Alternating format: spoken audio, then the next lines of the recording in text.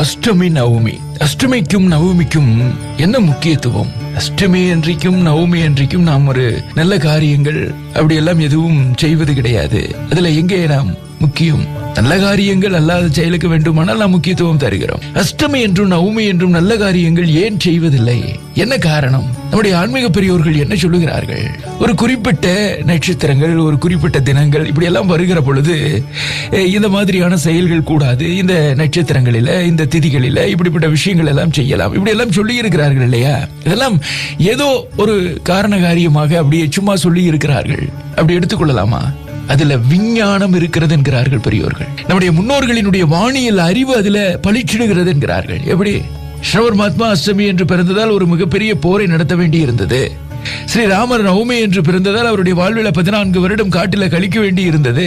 அப்போ இந்த காரணங்களினால்தான் அஷ்டமி நவமி என்று நல்ல காரியங்கள் செய்வதில்லை அப்படி சொல்லிவிடலாமா என்ன? அல்ல. அப்ப அப்படி பார்க்கிற பொழுது பகவானே அந்த அஷ்டமி நவமியில பிறந்திருக்கிறார்களே, அப்படி இருக்கின்ற பொழுது அது எப்படி மோசமான நாள் என்று சொல்ல முடியும்? அதெல்லாம் சும்மா அப்படியும் நாம் எடுத்துக்கொள்ளலாம். அப்போ என்ன விஞ்ஞானம் இருக்கிறது, அதில் என்ன நம்முடைய முன்னோர்களினுடைய வானியல் அறிவு இருக்கிறது என்று பார்த்தால், பூமி தன்னைத்தானே சுற்றி கொள்வதை நாம் ஒரு நாள் என்று சொல்லுகிறோம்.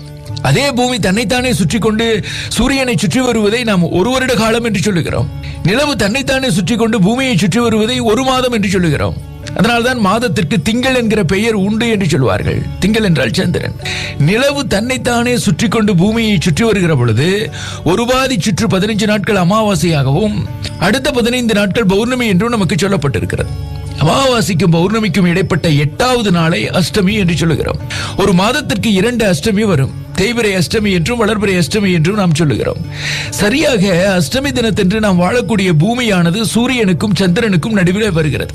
அந்த வேளையில சூரியனினுடைய சக்தியும் சந்திரனினுடைய சக்தியும் பூமியை தங்கள் பக்கம் இழுப்பதினால் ஒருவித அதிர்வு ஏற்படுகிறது என்கிறார்கள். வைப்ரேஷன் எழுகிறது என்கிறார்கள். அந்த வைப்ரேஷன், அந்த அதிர்வு பூமியில் இருக்கக்கூடிய அனைத்து ஜீவராசிகளிடமும் எதிரொலிக்குமாம். இப்போ பேருந்துல நாம் பயணம் செய்கிற பொழுது நம்மால் சரியாக எழுத முடியுமா என்ன? பெருந்து செல்லுகிற அந்த அதிர்வுல சரியாக எழுத முடியாது. அதை போன்று நமக்குள்ள அந்த அதிர்வு ஏற்படுத்தும். அதன் காரணமாக எந்த ஜீவராசியாலும் ஒரு நிலையான முடிவை எடுக்க முடியாதாம். அந்த வேளைகளில் நாம் எடுக்கக்கூடிய முடிவும் நிலையற்றதாக இருக்குமாம். நவமி கழிந்த பிறகு பூமி தன்னுடைய இயல்பு நிலைக்கு திரும்புமாம்.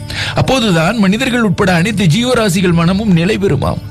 அதனால் அஷ்டமி என்றும் நவமி நவ நாழிகை வரை எந்த முடிவையும் எடுக்கக்கூடாது என்று நமக்கு முன்னோர்கள் முடிவெடுத்து சொல்லி இருக்கிறார்கள் என்று நமக்கு சொல்லி இருக்கிறார்கள். இதுல அஷ்டமி தினத்தன்று நான் செய்வேன் செய்ய மாட்டேன் என்று முடிவெடுப்பதெல்லாம் அவரவர்கள் சார்ந்த விஷயம். ஆனால் முன்னோர்கள் காரணம் இல்லாமல் எந்த ஒரு விஷயத்தையும் சொல்லவில்லை என்பதற்கு நம்முடைய பெரியோர்களின் பதிவு இப்படியாக இருக்கிறது.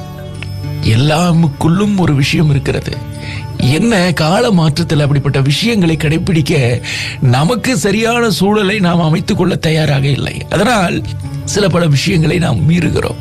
கடைபிடிப்பவர்கள் அது நல்லது என்று சொல்லி அவர்களுடைய வழியில முன்னேறுகிறார்கள். எல்லாமே எங்க இருக்கிறது என்று சொன்னால் நம்பிக்கையில் இருக்கிறது. நம் முன்னோர்கள் சாதாரணமானவர்கள் அல்ல.